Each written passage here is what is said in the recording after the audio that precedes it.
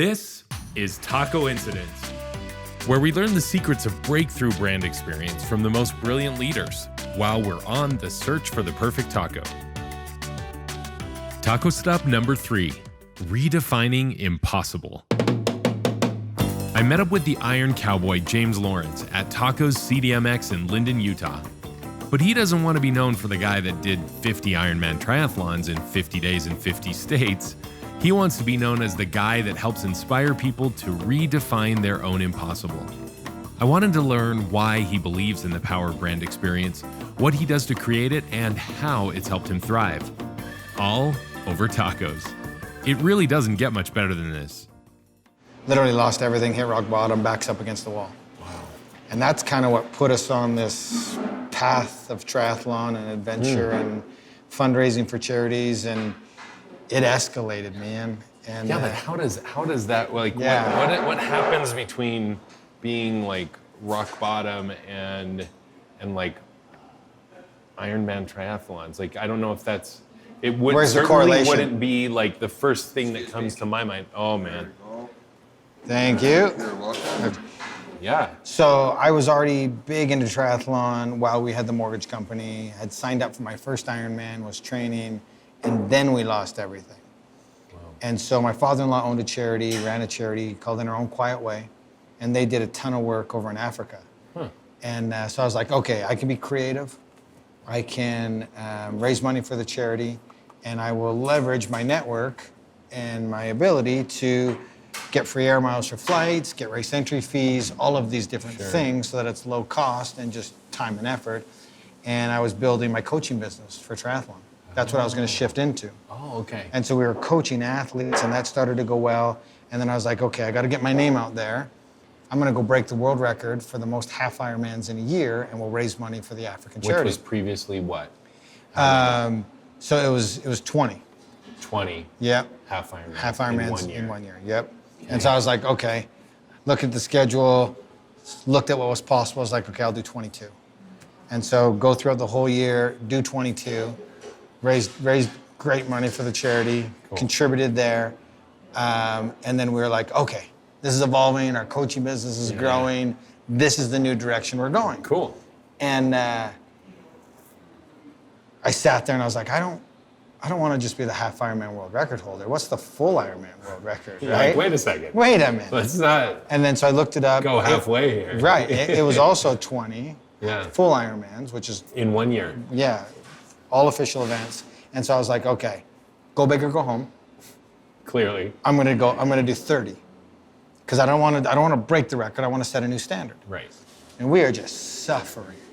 Not just physically, but like burning the rope at both ends, trying to make this brand work and build the coaching platform, and 5 little kids, 6 and under, and you know, all of these things are happening through 11 countries, international travel, you know, every month. Sounds like a lot of stress. Tons of stress, right? And like on you and on your wife. wicked and, supportive wife, wow. and Sonny's unbelievable, and 4 daughters, and now a new little son, and everything's kind of just like getting crazy. Well, we survived the year.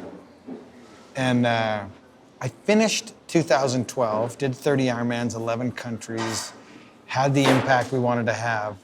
And so I was like, what's the hardest thing I can think of? Because I look back at 2012 and I'm like, that was hard. Because it was the hardest thing I'd done. I love how you're like, that was hard. Yeah. I mean, it's like 30 Ironman triathlons. Right. It's like but insane. you have to understand that it's a progression, right? Right, so of the course. perspective from where I'm sitting, I'm like, that was hard. But I looked back at it and I went, that's not the hardest. I didn't reach my mental and physical limits. And I said, I want to know, what do I do when I'm backed into a corner and I've got a decision to make, whether I'm going to get up and push through and do what I say I'm going to do, right? Yeah. That's a tough thing to do. Do what you say you're going to do. So I was like, okay. I looked online and done a bunch of research, and I was big into the endurance space, and there was a guy named Dean Karnazes, Okay. ultra runner. And he did, a decade ago at this time, 50 marathons, 50 days, 50 states. Sponsored, book, brand, and I'm like, oh man, I want to do that, but with Ironmans. And I knew I could do it. I knew I could do 50 Ironmans, 50 days, 50 states. And so I started to plan it, and I was like, for sure, we are getting sponsored this time. There's no way I'll be denied. I'm not going to be denied. I got no, can't do it, too big of a risk. No word of a lie, they actually said, we can't afford to associate ourselves with a failure. And I was like, hold the taco. I haven't failed yet. I'm proven, I'm consistent, 2 world records. You can't possibly be saying you can't afford to associate yourself with a failure. Right. And they're like, the risk is too big. Wow. And so I was like, okay. I was like, Sonny, we doing this? She's like, yes. We both knew without a shadow of a doubt this is what we had to do. And so we did whatever it took, sacrificed, put it together, bootstrapped it. And as the story goes, we've pulled it off. We pulled it off. Just like that, we pulled it off. We pulled it off. It's like Next thing you know, 50 days later, we've done 50 Ironmans, 50 days, 50 states. Yeah. That is seriously like, that is just superhuman. I mean, there's so much there that like I want to find out about. I can't even believe it. How is it, by the way? It's good so far. So far, so good? Yeah. I remember when I first met you at the Impact Summit. Yeah. I heard you speak. And it's like everyone's on the edge of their chairs, just like riveted to, like, I can't believe this is an actual human being in front of me telling me that he just accomplished this, right? Because it's funny, I'll do events, and they'll book us. They're excited, and then they go, "Hey, there's a misprint in the bio. It says 50 days." And we all know that you meant 50 weeks because that maybe makes sense. And I'm like, no. That's still at that point seems an Ironman a weekend, amazing. right? Yeah.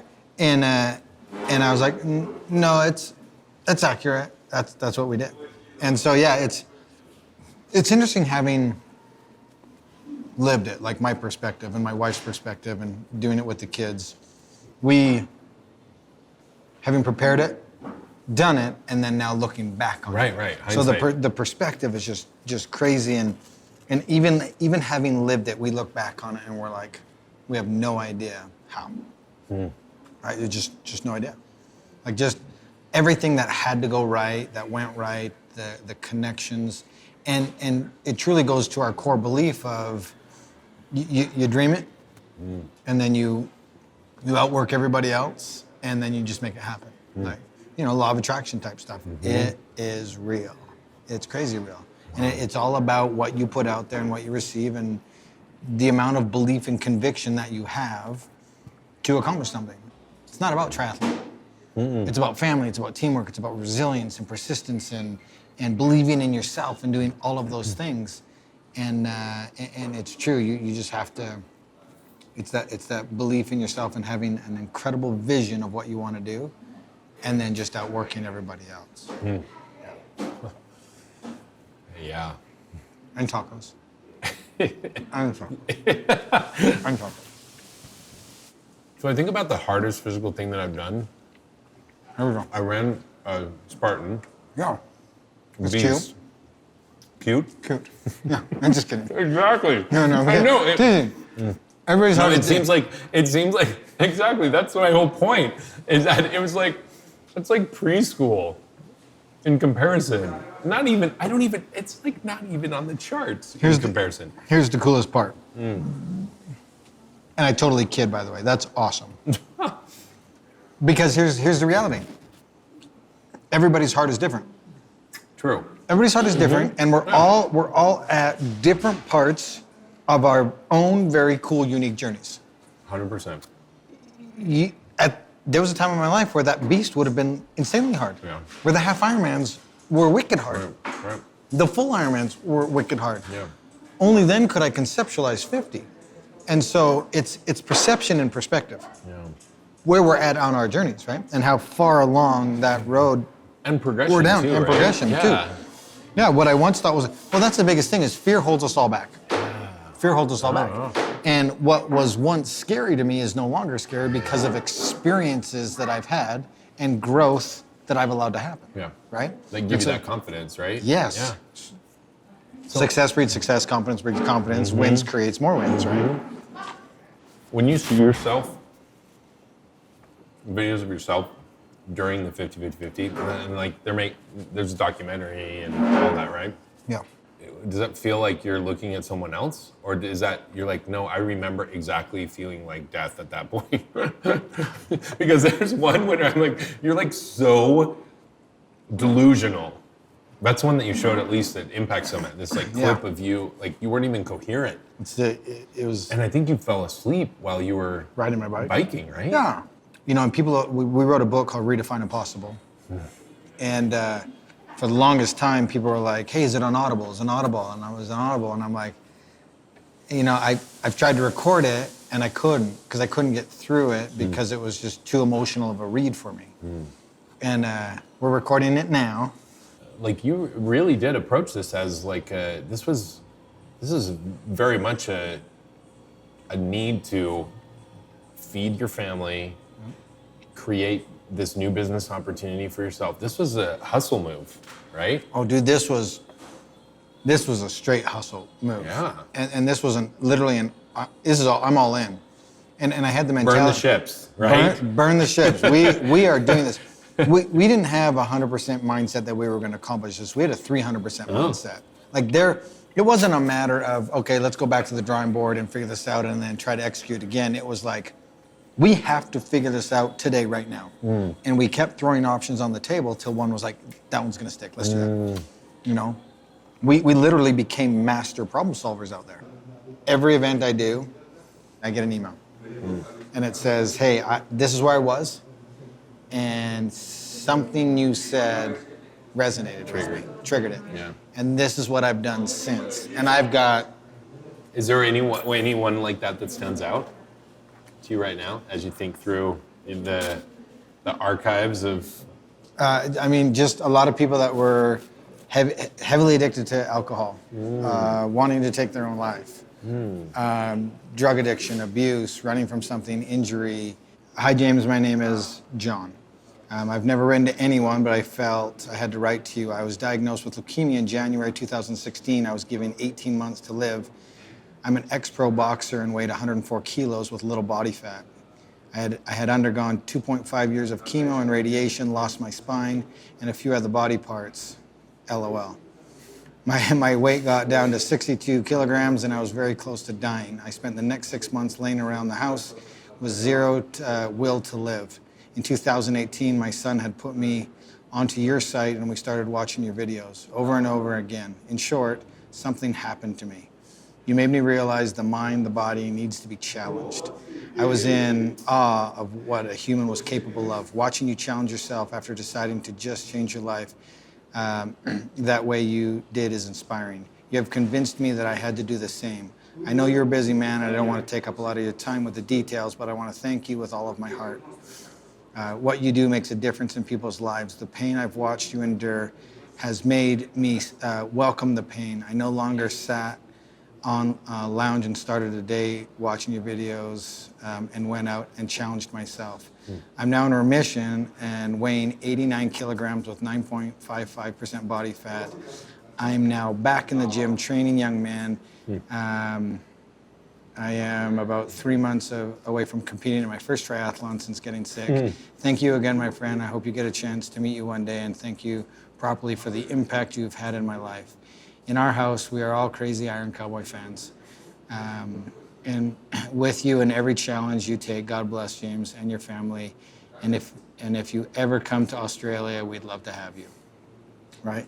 So we get lots of these messages. Yeah. And just that makes it worth it, right? And so because people ask me, why do you get up on stage? Why do you tell your story? Aren't you sick of it? And I'm like, yeah, I absolutely am sick of it.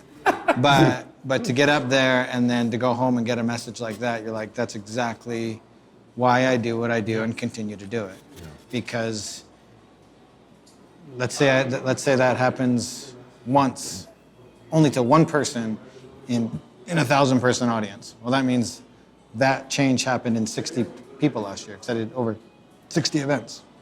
That's just if you one, right? And that's not to mention the trickle effect and anything, and I know we impact way more than that. Messages like that make the decade worth of sacrifice and struggle worth it, right?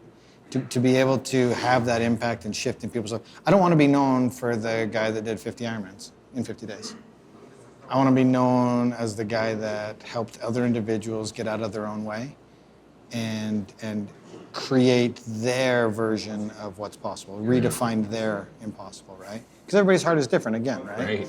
And so that's what I want to be known for, the family that helped people have a mental shift and get back to enjoying life and adventure and living in light and positivity, right? That's what our goal and mission is.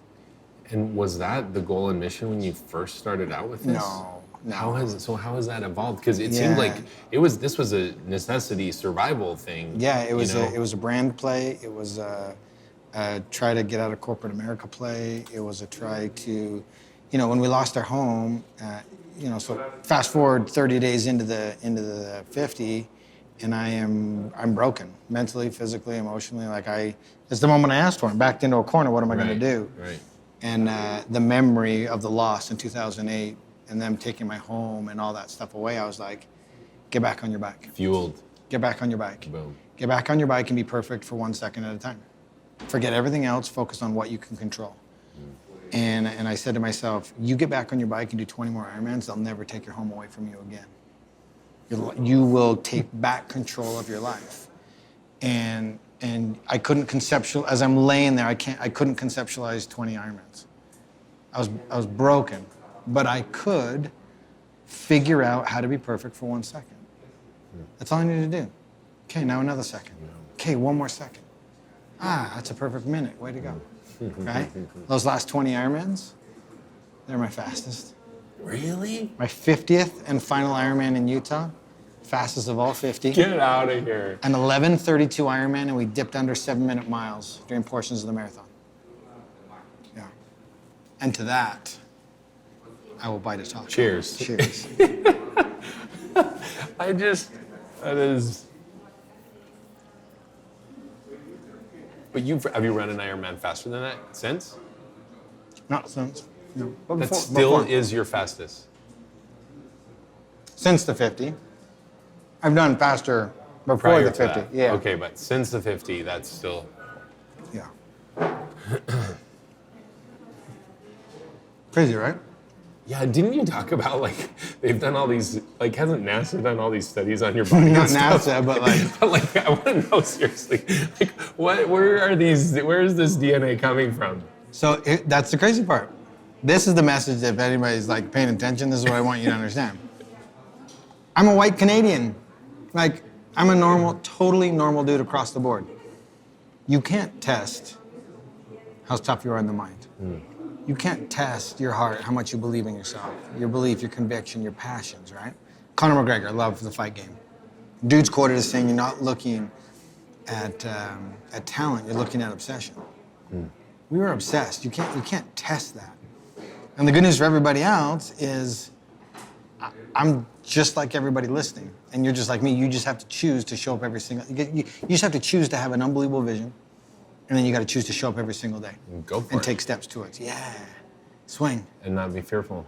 Yeah. Well, you can be fearful, but as long as you face them and learn and grow. I mean, that's lean into them, push through them. Fear's just a lie. Yeah. Yeah, it's just there to get in your way.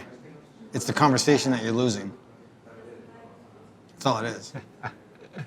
So starting out, this was I got to feed my family goal. But then at some point, there was some sort of shift, and you realized that, no, this could be this is a brand, this is a business. You put on your cowboy hat, and all of a sudden you got this name, and you're like, okay. And then when did this shift happen? And you're like, okay, now I want to help people redefine impossible. It was deep in the 50.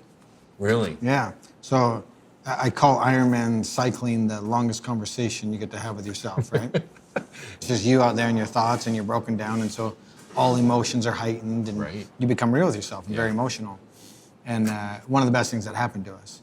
And then once we got into about the last 10 to go, I was like, we got it. It's gonna take an act of God to stop me at this point. We are in a groove. In the flow. There was nothing that was gonna stop us. We had it. And so during those last 10 and those conversations as we were wrapping up, I started to formulate, okay, What are the opportunities that could come from this? What type of impact do we want to have? I met my maker on day 30. I won. I won that fight. Now, how can I help other people win that fight? And what did I learn, and how can we evolve and do this? And my wife and I had many conversations beforehand. We were like, we know this is going to be big. We just don't know how big. And we're still exceeding our expectations with how big it has gotten. It's just been a really crazy ride since the 50. But it was during those last 10 days where I was like, okay, this is the type of coaching platform I want to do. This is the type of, speaking that I want to do. These are the type of events. This is the impact we want to have. And then just over time, it's just turned into a brand where we've got 5, 6, 7 different streams of income coming out of this: apparel and nutrition, race series, cool and shirt, by the way. Virtual training. Yeah, it's our coaching shirt. I love it. So our philosophy in coaching is to soar high, and it's stress, optimize, adapt, and recover. And so that's our philosophy, and it's the same way with your mind, your body, everything. You've got to stress it. You've got to give it optimal conditions. You have to allow it to adapt through recovery. And that's the same thing when you're pushing the envelope, both mentally and physically. You've got to continue to do that model. You've got to push the pace and bring it back a little bit, recover and learn, adapt, push the pace a little further, learn, adapt, optimal situations, right? And so that's our coaching philosophy with our athletes. And then took 2.5 years to prepare for this, coming off that world record in 2012. I woke up every day and I outworked everybody. So I had an incredible vision and then an unparalleled work ethic. You combine those two things and you literally can go do anything you want to do. Yep. And here's the massive asterisk beside that statement. You have to give the goal the time, respect that it deserves to accomplish it. I see too many people, be patient with a massive amount of urgency. Meaning, be patient feel with the momentum. Feel the momentum and attack it like the goal is the most important thing on the planet, and everything is lasting on it. But don't try to change the world in 30 days. Sometimes it takes 2.5 years to do it, and then you don't see the decade before those 2.5 years. Right? You see the headline. I also notice when you're talking about this, you say we. Tell me about that. Nothing great ever is accomplished on your own. As a team. Someone's either forged the path for you or is right there around you. Nobody could swim for me, nobody could bike for me, nobody could run for me. But I couldn't do those things without everything else that was happening around me. And most specifically, my wife, my kids, and the 2 wingmen, Casey and Aaron. Those boys were with me start to finish. And all 4 of us, me, Casey, Aaron, and Sonny, all had 300% conviction that it was going to happen. There was no doubt, no question on any of our minds. So when I say we, I'm not the Iron Cowboy. We are the Iron Cowboy. Because it's not an individual effort, for sure. How did the Iron Cowboy come about? Was that a conscious, no. I'm going to be the Iron Cowboy, and I want people to call me that? No, and I I'm think going to create a whole brand and this cool logo that people are going to wear. Yeah. And, I think cowboy hats are ridiculous, and I'm allergic to hay. Fast forward, doing triathlons, breaking the world records. It's the worst spectator sport on the planet.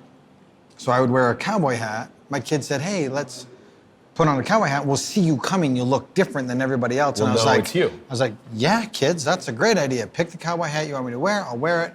And I started to wear a cowboy hat during the marathon so my kids could see me coming. Because they would come to our events. Okay. 2,000 athletes. Where's Dad? Where's Dad? Yeah. You miss those 5 seconds and they're pissed and crying. I'm upset, I didn't get my reconnection back to the family.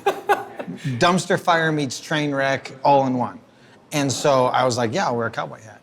And then the public started to recognize me, and I had a beard and a cowboy hat. And that's the logo, actually. Yeah. Like if you look at our logo, it's the beard and the cowboy hat. Yep. And so I became the Iron Cowboy. Prior to the 50-50-50. Oh, yeah. People were already talking about you. During the 2012 world record, I was known as the Iron Cowboy. Okay. trying to picture you on that, I don't know what bike ride it is, those last 20 Ironmans, you know, where you're like formulating all of these ideas about the impact, the future, like what's going to happen and how to actually make this come to pass. And everything from the app to the camps to all of these things you're like creating an experience for people with your brand that is actually going to help them live better lives. Yeah, because the one thing that happened to me was that I got to find out what my limits were. Yeah.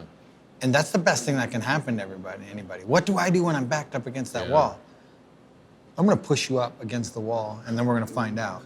And through experience, you can't read a book and become more mentally tough. Right. You can't watch a movie and become more mentally tough. That can motivate you. That can push you to try something or face some fears or trigger a light or put you in motion. Right. But you're not going to gain the experience until you have an experience. Yeah. From a business perspective, how core is this experience that you're creating with your target audience, with your followers? How core is that to your success? Like an experience that connects with them. I'm not necessarily looking for the extreme athlete to come and experience and to participate in our online stuff. I'm looking for human beings that are stuck and struggling and want a different path. And maybe they just haven't been exposed to it yet. And so our goal is to help people reintroduce them to these core principles and then give them support and tasks in order to show up and do themselves. And it's going to be on them to do it. And you see a lot of gurus out there and whatnot that are preaching and wanting you to do stuff and give them money and all this, and they're just reading out of a textbook. They haven't lived it or experienced it. And I haven't been through everything, but I've been through a lot.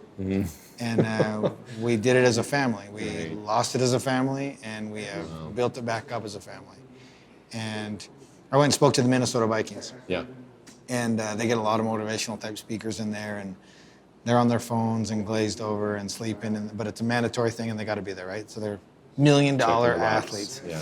Coach came up to me afterwards, and he goes, "I've never seen this group of athletes on the edge of their seat and engaged for the entire hour.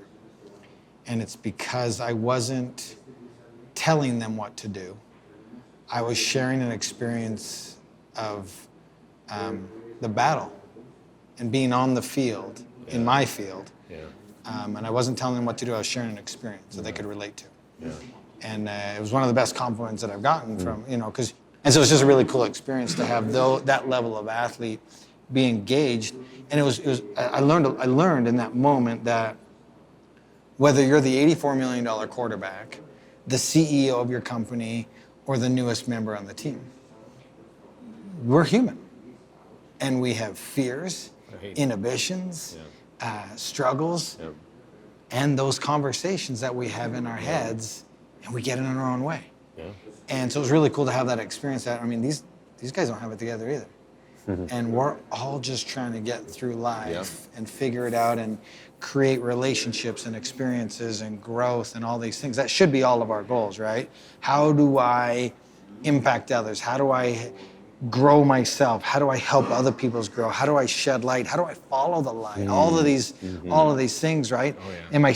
Do I forgive myself for mistakes that I've made? Am I learning from those mistakes? Am I still beating myself up and having those conversations, right? And so I think that's what I've learned throughout my travel and having worked with big companies and NFL teams and all that that's really become our passion. And back to your question, is what we're doing good for our core demographic and whatnot? And my core demographic is humans. So one thing that I love to ask is how, like for any leader that's running a business or thinking about running a business that may be watching or listening to this, what would you suggest that he or she do in the next 24 hours to create a better experience a better really kind of brand experience, like a better experience for anyone that they touch with their business.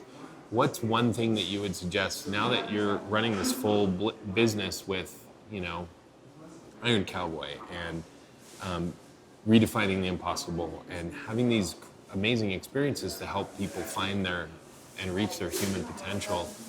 Some of the best moves that I made was the moment I realized I can't do everything at a high level. And I think people need to sit down and realize what their strengths are and what lane they should be in, and then hire experts around you to fill those voids. And that'll take the biggest, it took me years to learn this, but I've started to surround myself. I know what my strengths are, and I know what I'm great at, and I know what I'm terrible at. And so it serves two purposes. If you can start to assemble a team, and I know it looks like it's expensive, but it'll always be worth it if they're good. Because what happens is you bring an expert and it elevates everybody on the team because we're all now doing what we're great at. And if you're smart, you're gonna take the opportunity to start learning from these people that are on your team and getting to become a more rounded business person yourself and learning that. So I have learned that. Surround yourself with coaches, mentors, and start to hire people that are experts in the area and stop trying to do everything yourself. It's worth it to trade and sweat and scrap and do whatever to make those relationships happen. When I get the right people on my team, everything just elevates, right? And just happens at such a higher level. And it helps me, it helps stretch me too, because now I'm learning and growing and I can be more effective as a leader. And now you continue to build that team instead of trying to take on everything yourself. Thank you for taking the time. It was fantastic. Absolutely. Loved it. Cool. Loved it. And I can't wait to share your thoughts and the story. Cool, man. I mean, I know you share your story a lot, but there was some really compelling insights there that I think people are really gonna love. Not just, I mean, beyond their business, but for them personally, which is really what this is all about. Special thanks to our host, Tacos CDMX, for creating the ideal place for us to talk about breakthrough brand and customer experience. It's always great to see the inspiration of Mexico City's tacos everywhere. They even had Al Pastor on the Trompo. Legit. Join our epic taco journey on our website. You're not going to want to miss out on the national taco tour we're planning when we launch the book, The Search for the Perfect Taco. So follow us on social media, subscribe to our channel, and tune in to another episode of Tacoincidence, where we'll continue to explore the secrets to level up your brand experience and your taco game.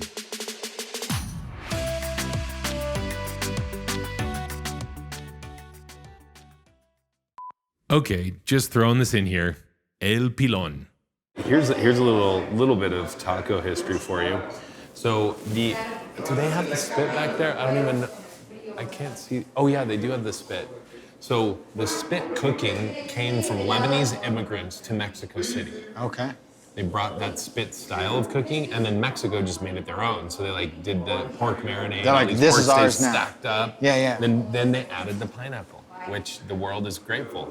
I am eternally grateful for the addition of pineapple on anything. Anything. Absolutely.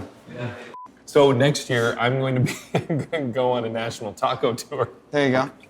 Seven tacos, 7 days, 7 continents. I don't even know I can say that with a straight face anymore. Like 7 continents. I mean, gosh. Yeah. Well, so speaking of dreams, yeah. So I'm gonna go find the best taco in the United States.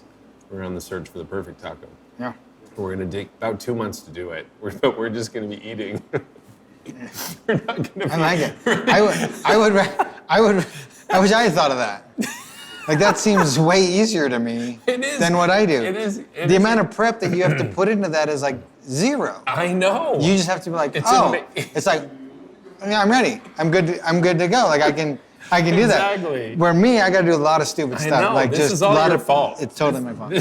I should be saying you're welcome. But this is who I've inspired in the world, and this is what he's chosen to do. And you're welcome. Eat myself through America. There you go. Yeah. One taco at a time. You're welcome.